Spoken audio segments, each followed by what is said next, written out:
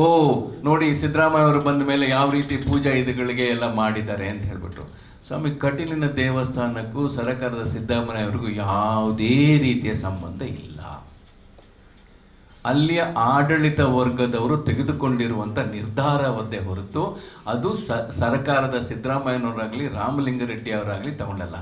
ನಾನು ಕನ್ಫ್ಯೂಷನ್ ಆಗಿ ನನಗೆ ಯಾರೋ ನಮ್ಮ ಕಾರ್ಯಕರ್ತರು ಫೋನ್ ಮಾಡಿ ಏನು ಸರ್ ಈ ರೀತಿ ಎಲ್ಲ ಮಾಡ್ತಾರೆ ಅನ್ಬೇಕಾದ್ರೆ ನಾನು ನೇರವಾಗಿ ರಾಮಲಿಂಗಾರೆಡ್ಡಿ ಅವರಿಗೆ ಮಾತಾಡ್ಬೇಕಾದ್ರೆ ಅವ್ರು ಹೇಳಿದ್ರು, ಮಂಜು ನನಗೂ ಇದಕ್ಕೂ ಸಂಬಂಧನೇ ಇಲ್ಲಪ್ಪ, ನನಗದು ಬರೋದೇ ಇಲ್ಲ, ನನ್ನ ಹತ್ರ ಅವ್ರು ಕೇಳೂ ಇಲ್ಲ, ನನಗೆ ಗೊತ್ತೂ ಇಲ್ಲ ಅಂತ ಹೇಳ್ತಾ ಇದ್ರು. ನಂತರ ವೆರಿಫೈ ಮಾಡಿದಾಗ ಮತ್ತೆ ನಾನು ಕಟೀಲ್ ಅವ್ರಿಗೆ ಫೋನ್ ಮಾಡಬೇಕಾದ್ರೆ ಸುಮಾರು 14 ವರ್ಷದಿಂದ ನಾವು ಯಾವುದೇ ರೀತಿಯ ವೆಚ್ಚ ಇದು ರೈಸ್ ಮಾಡಿಲ್ಲ ಸರ್, ನಾವು ಅದನ್ನು ರೈಸ್ ಮಾಡಿರೋದು ಅಂತ ಹೇಳ್ಬಿಟ್ಟು ಆಮೇಲೆ ಕಟೀಲ್ ಅವರು ಅದಕ್ಕೆ ನಿನ್ನೆ ನನಗೆ ಗೊತ್ತಿದ್ದ ಮಟ್ಟಿಗೆ ನಾನು ಹೇಳಿದೆ ಅವರಿಗೆ, ಹಾಗಾದರೆ ತಾವು ಒಂದು ಪತ್ರಿಕಾಗೋಷ್ಠಿ ಕರೆದು ಅದನ್ನು ಒಂದು ಕ್ಲಾರಿಫಿಕೇಶನ್ ಕೊಡಿ ಅವರಿಗೆ, ಯಾಕೆಂತೇಳಿದ್ರೆ ಎಲ್ಲೋ ನಾವು ತಪ್ಪು ಅಭಿಪ್ರಾಯ ಹೋಗ್ತಾ ಇರೋ ಅನ್ನೋ ಮಾತನ್ನು ನಾನು ಕಟೀಲಿನ ಆಡಳಿತ ವರ್ಗದವರಿಗೆ ನಾನು ಮತ್ತು ಇವರಿಗೂ ಹೇಳಿದೆ. ನಾನು ಆಯ್ತು, ಅದ್ರ ಪ್ರಕಾರ ಪತ್ರಿಕೆಗಳು ಮಾಡಿದ್ದಾರೆ ಅಂದರೆ ಯಾವ ರೀತಿ ಇದನ್ನು ಹಚ್ಚುತ್ತಾರೆ. ಇನ್ನೊಂದು ಮತಕಳ್ಳತನದ ಬಗ್ಗೆ ವ್ಯವಸ್ಥಾಪಕ ಸಮಿತಿಯವರು ನಿರ್ಧಾರವನ್ನು ತೆಗೆದುಕೊಳ್ತಾರೆ.